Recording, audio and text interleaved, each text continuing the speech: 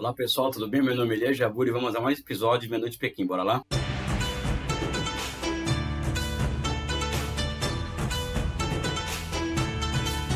Vocês perceberam que eu tô com camisa sem botão, amassada? Aliás, eu percebi um tempo atrás que, vendo os vídeos meus aqui, que a maioria das vezes eu tô com a camisa amassada, ou seja, eu não tenho o hábito de passar camisa, eu passo às vezes vexame em público, enfim, coisas de Elias, né, bicho? Vamos lá, né? Eu fui chamado a, evidentemente, fazer comentários sobre o relatório do Alto Comissariado da Organização das Nações Unidas sobre os Direitos Humanos, acho que esse é o nome correto, né? Outrora comandada pela ex-presidente chilena Michelle Bachelet, sobre a situação no Xinjiang, ou seja, todos já conhecem essa questão do Xinjiang, todo mundo que acompanha o canal sabe dessa questão, ou seja, teve um vídeo que nós tratamos da questão do Xinjiang. Aqui no YouTube vocês vão achar no canal do Felipe Durante um belíssimo vídeo sobre Xinjiang, mais do que um. Daniel Dumbrell, que é um amigo meu do Canadá, que mora na China, também tem vários vídeos interessantes sobre a questão do Xinjiang, ou seja, existe também toda uma contra-propaganda em relação ao Xinjiang, que evidentemente não tem muito espaço na mídia comercial, tem espaço zero na mídia comercial, mas que é possível encontrar aqui na internet, ou seja, fora dos meios de comunicação chineses, ou seja, pessoas que têm alguma credibilidade, até por não ser comunista, como é o caso do Felipe Durante, aliás, ele está longe de ser um comunista e de um pró-chinês. Né? E também pessoas que têm relevância acadêmica, que estudam a questão já há muitos anos, também têm emitido opiniões sobre essa questão.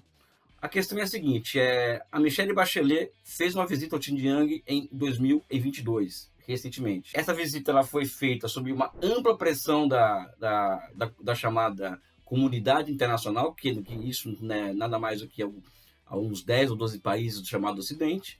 Né? Ela foi bastante pressionada durante essa visita, né? Inclusive, ela foi muito xingada em jornais norte-americanos, australianos, ingleses, por conta da não postura dela, ou seja, ela evitou ao máximo se expor antes, durante e depois dessa visita. E, de repente, ela pede, se não me engano, ela pede para sair no dia 30 de agosto, o último, e no dia 31, o relatório vem à tona, né?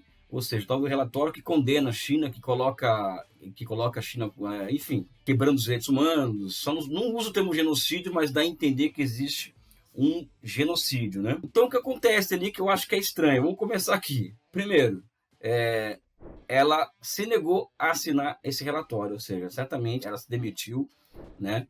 Ou foi demitida por conta da negativa dela em assinar esse relatório. Tá? Tanto é que sai esse relatório no dia 31, sem assinatura da chefe do Alto Comissariado da ONU, que visitou o Xinjiang em 2022. E existe uma característica nesse relatório que eu achei muito interessante, são 48 páginas que eu indico todos a lerem, que eu nunca vi um relatório, nem de iniciação científica, em que a palavra talvez, possível e aparente surge tanto no meu relatório, ou seja, no trabalho, ou seja, é muito talvez, é muito possível, aparenta. Isso fere um relatório científico de credibilidade. E o relatório não faz menção, não sei se talvez eu vou repetir isso aqui, não faz menção à visita da Bachelet, o que comprova que esse relatório já estava pronto há um bom tempo, né? Existe uma completa, indo para o técnico, existe uma completa ausência de protocolo de pesquisas destinada a elevar a confiabilidade das entrevistas feitas.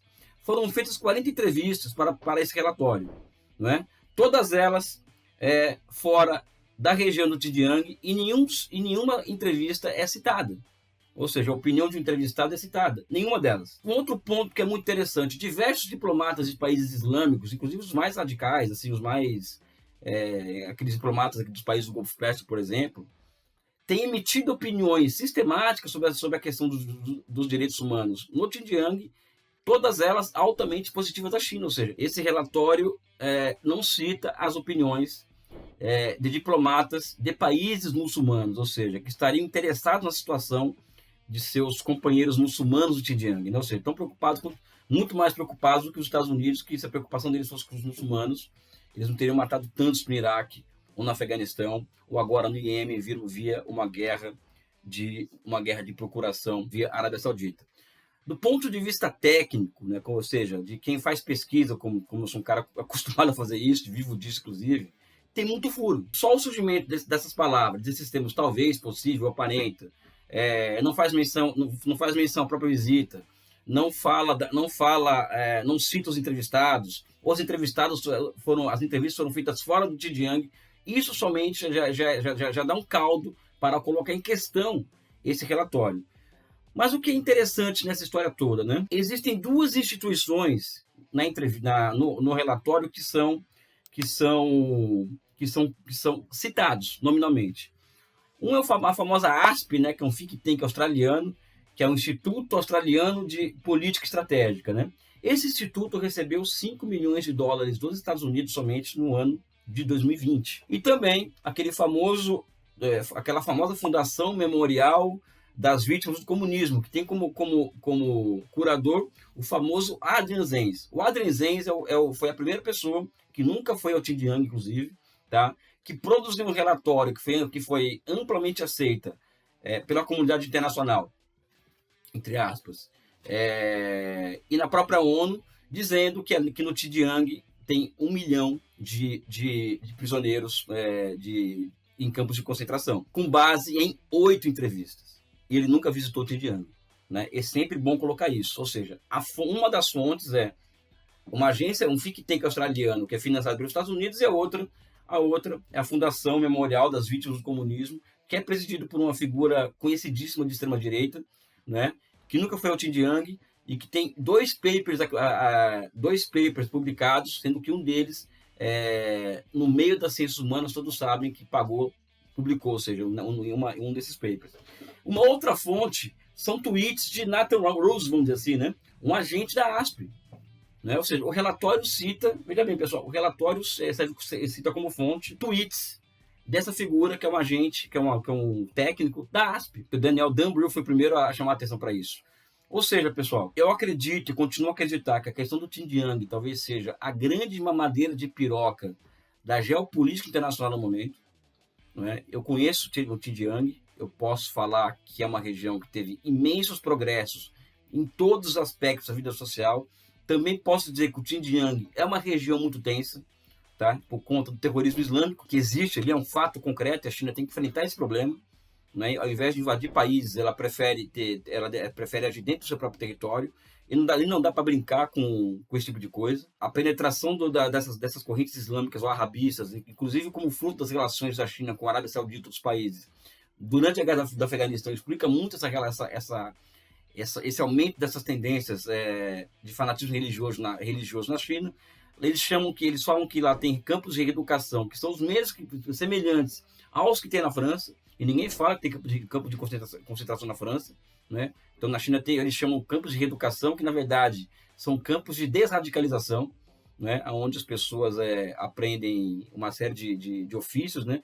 E evidentemente que você chamado aqui de, o cara é um chapa branca. O cara, não, pessoal, não é que eu sou um cara chapa branca, apenas sou uma pessoa que não sou convencido por um relatório de 48 páginas que não menciona a visita da Michelle Bachelet, que foi publicado depois que ela se demitiu, foi demitida, não tenho certeza qual foi a circunstância, né? Que usa como fonte tweets de um agente da ASP, de um técnico da ASP, e a fonte da própria ASP, que é uma agência que recebe dinheiro dos Estados Unidos, além dessas questões técnicas, por exemplo, que numa pesquisa existe isso, ou seja, você tem que usar critérios de validação teórica / estatística para dar confiabilidade aos dados.